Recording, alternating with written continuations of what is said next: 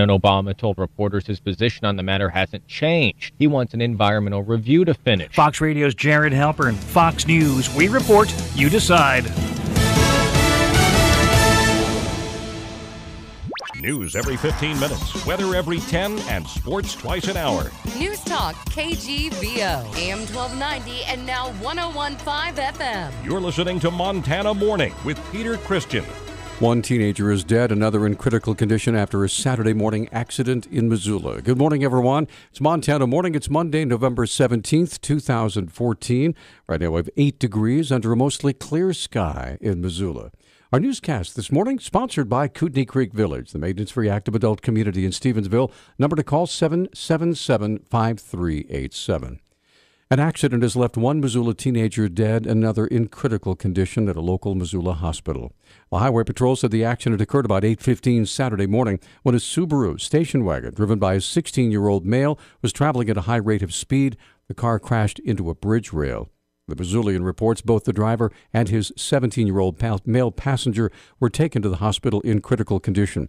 We have learned that the passenger, 17-year-old Dante Martin, was pronounced dead at the hospital late Saturday evening. Attorneys for accused killer Marcus Karma are considering another possible change of venue request after a story about their client's past legal history was published this weekend in the Missoulian newspaper.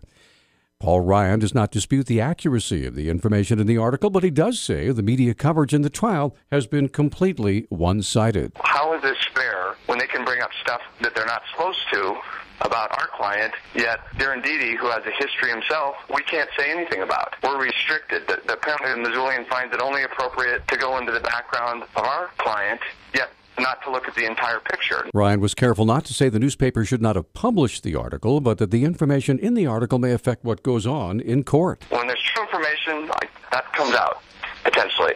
When it's allowed within court, that's a whole other thing. When it's misinformation, that's even more problematic. And we've said in the past, we believe that there's been misinformation that's been put out by the media. Ryan says the new information may force yet another venue change request. Karma's pleaded not guilty to deliberate homicide in the shooting death of German exchange student Darren Dede, who was killed April 27 while trespassing in Karma's garage. Trial is scheduled to begin December 1st. In Missoula District Court, Judge Ed McClain presiding. He's already denied one defense request for a change of venue.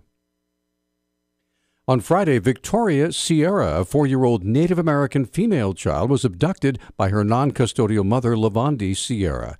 Lavonde Sierra is a 32-year-old Native American female, 5'7", 250 pounds, brown hair, brown eyes, a known drug user.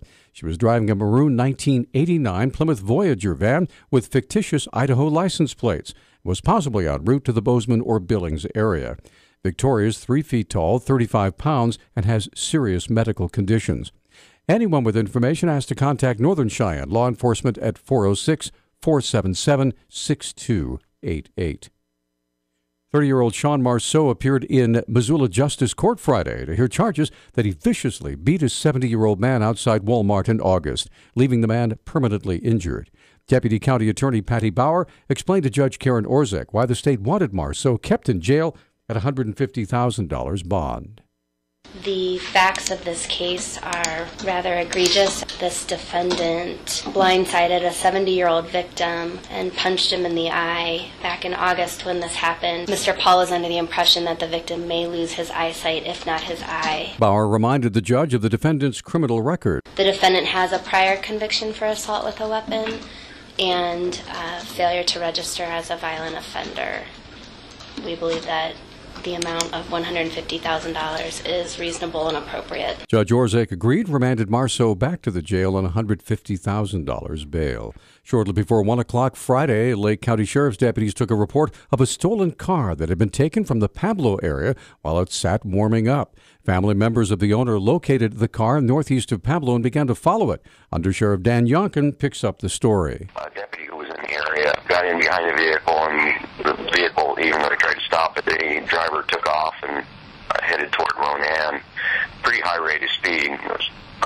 One point there, they hit right around 90 miles an hour. Yonkid said the high-speed pursuit finally ended when the car was stopped and the female suspect had to be tased after deputies had to break out a window in Ronan. He said one deputy was slightly injured, but that the situation could have been much worse. Yeah, we did have a deputy that was actually injured slightly and just received on-scene medical treatment, but no, despite the fact that she drove head-on into traffic at 90-plus miles an hour on blind hills and whatnot, no, fortunately no one was injured. The driver, 21-year-old Ronan native Delisha Blackweasel, was arrested and charged with various felonies. She'll be appearing at Lake County Justice Court today. A Cascade County Sheriff's deputy who died in the line of duty 3 months ago has been honored posthumously with the highest awards.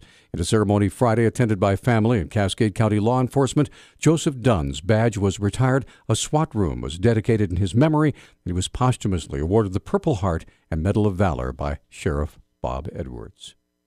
Montanans were able to access the Obamacare exchanges over the weekend, and according to Jennifer McKee with the Montana Office of Securities and Insurance, the average Montanan will see some insurance costs rise. Rates are going up for some people, and they're going down for some people. We wanted to get a sense for what's happening on average for most Montanans. So back in the summer, we hired an outside actuary to analyze the rates in the individual and small group insurance markets in Montana. And what they came up with was, on average, the rate is going up 1.35%. McKee says Montanans will not be seeing the $2,500 in savings promised by the president before Obamacare was passed. It's very complex because you have to consider, I don't expect prices to go down by $2,500 anytime soon. But you also have to consider what prices might have done in the absence of Obamacare versus what they are actually doing. We'll have Jennifer McKee on Talkback at 9:30 this morning. News Talk Times, 6:38. Newstalk, KGVO. Missoula's official weather station. Plenty of sunshine is expected today, but our temperatures will be stuck in the upper teens and low 20s. Mostly clear tonight with our lows dropping into the single digits. Ample sunshine again Tuesday and slightly warmer with highs close to 30. I'm meteorologist Brooke Foster for KECI 13.